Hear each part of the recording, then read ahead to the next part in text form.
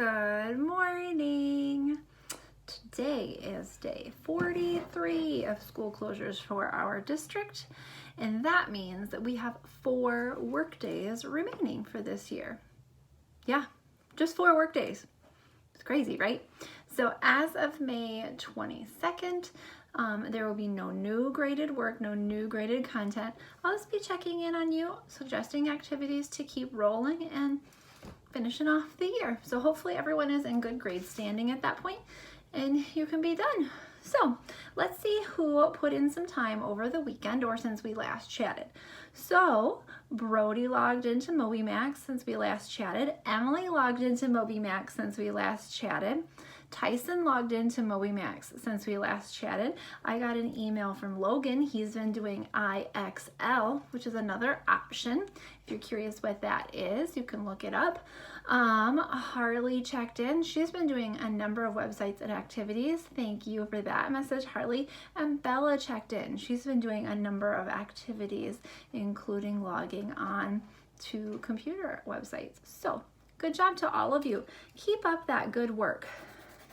Now, friendly reminder, we are still earning points and possibly additional rewards for using the MobyMax software. So this week, be hitting that up, and even after this week, be hopping on there, because the more active we are, the more likely I am to be able to get some Amazon gift cards so that we can either have a better pizza party whenever we get together, maybe buy a few more things like some soda or juice or something like that, or if we have plenty of money for the pizza party, then maybe I could buy some additional supplies for school, like dry erase markers or erasers and pencils, the things that we use a lot at school.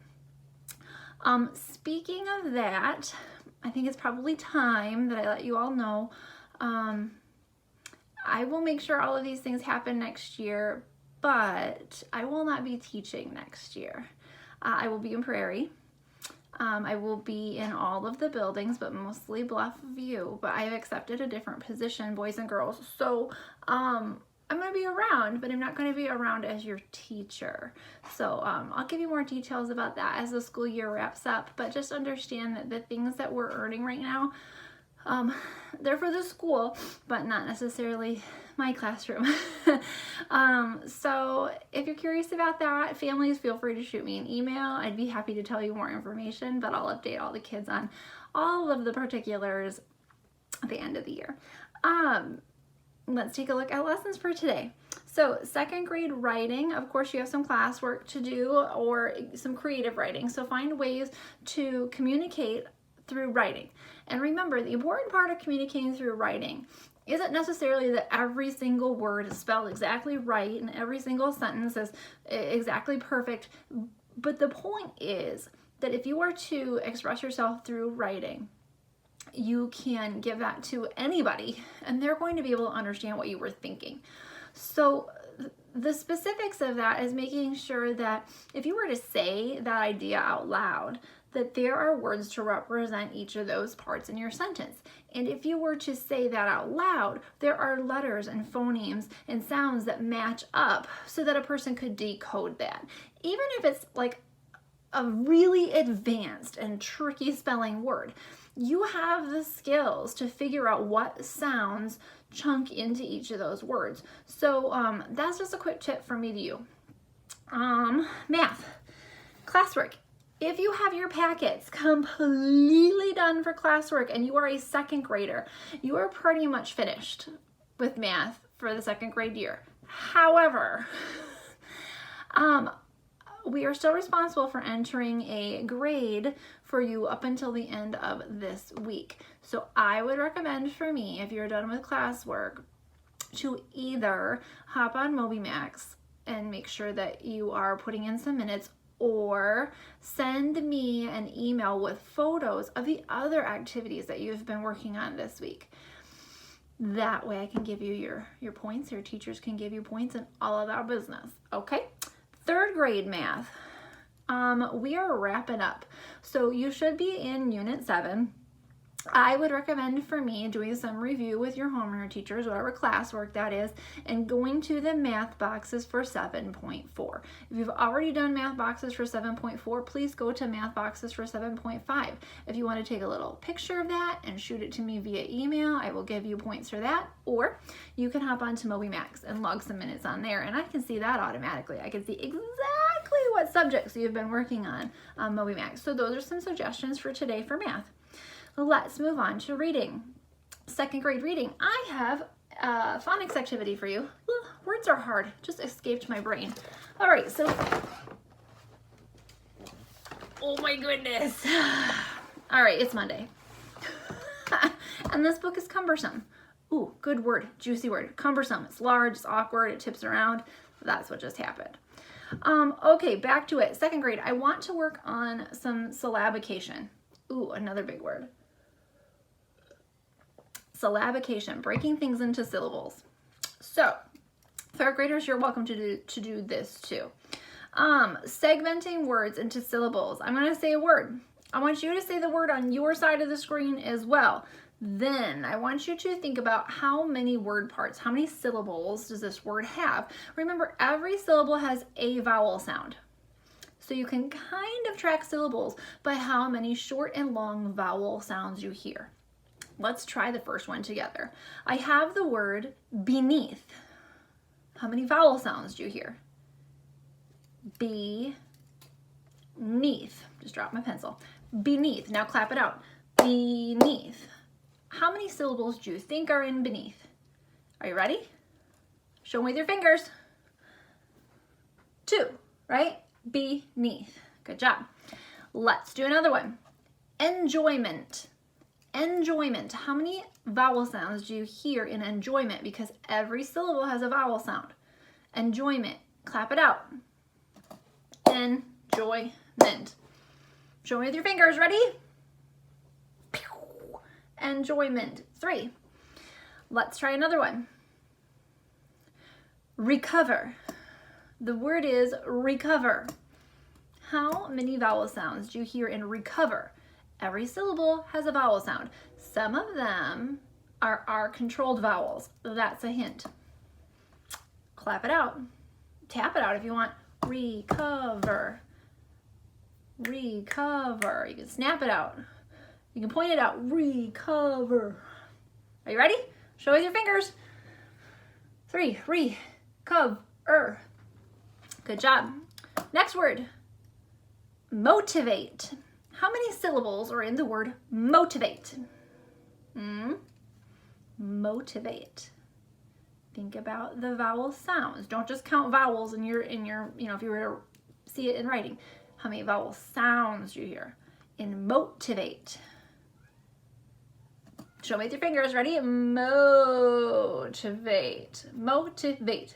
3. Let's try another one. Inventor. How many syllables are in inventor? Are you ready? Show with your fingers. Inventor. 3. Tornado. How many vowel sounds, how many syllables then do you hear in tornado? Tap it out. Show me with your fingers. Tornado. Tornado has 3 syllables. All right. Last word. How many syllables are in the word applause? That means this. Yay! A round of applause. Have you ever heard that? Applause. So, applause. How many syllables, how many vowel sounds do you hear that create word chunks in applause? Big word. How many syllables? Show me with your fingers. Applause. That huge word only has 2 syllables. Applause. Nice job. All right, let's put this cumbersome book away so that it doesn't fall again on the floor or anywhere else. Third grade. I went and grabbed the leveled reader for the next part of Unit 6. This one is historical fiction.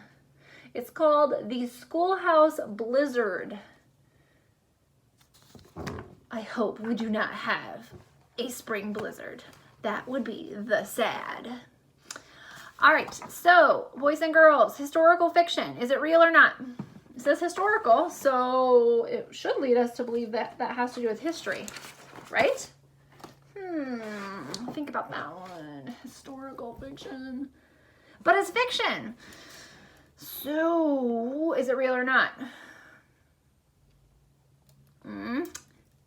Fiction's not real.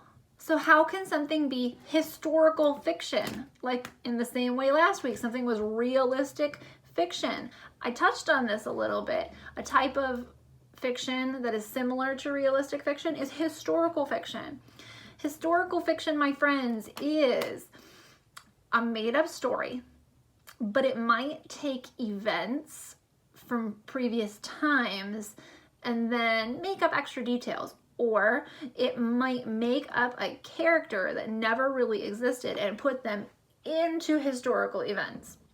Okay, so if there was, let's see, let me try to think of something really cool.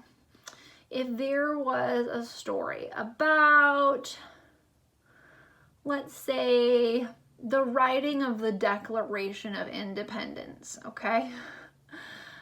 We know exactly who was really there in history because they signed the Declaration of Independence, right? But some authors create a fictional character and put them in that event. That makes it historical fiction because it's based on true events, but the characters didn't really exist. Does that make sense? Similar to realistic fiction. So the Schoolhouse Blizzard, let's see what the essential question is for the week of Unit 6, Week 2. The essential question is, how can weather affect us? It's about a blizzard. So how can weather affect us is the essential question for this week. Now, let's look at the Lexile here. We've been looking at books with a Lexile in the 600s. This Lexile is only 490. So is that okay? Is it okay to read a lower level Lexile? Yes, because when you're reading a lower level Lexile, you're no longer focusing as much on decoding words and reading fluency. With a book with a lower level Lexile or an easier reading level, you are able to dig deeper into comprehension, which means understanding what you read.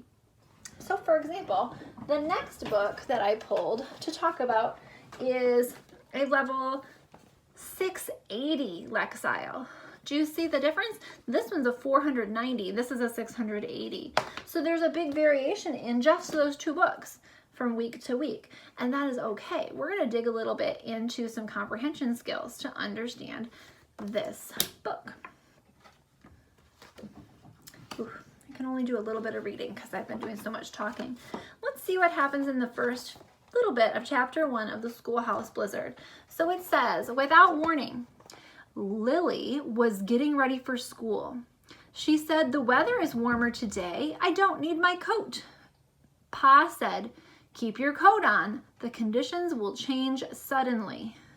All right, so we have a little picture clue here. So there's the schoolhouse, that makes sense. And we have two of our characters. Here's Lily, and here's another character we haven't met yet. That is Harry. Let's read one more page.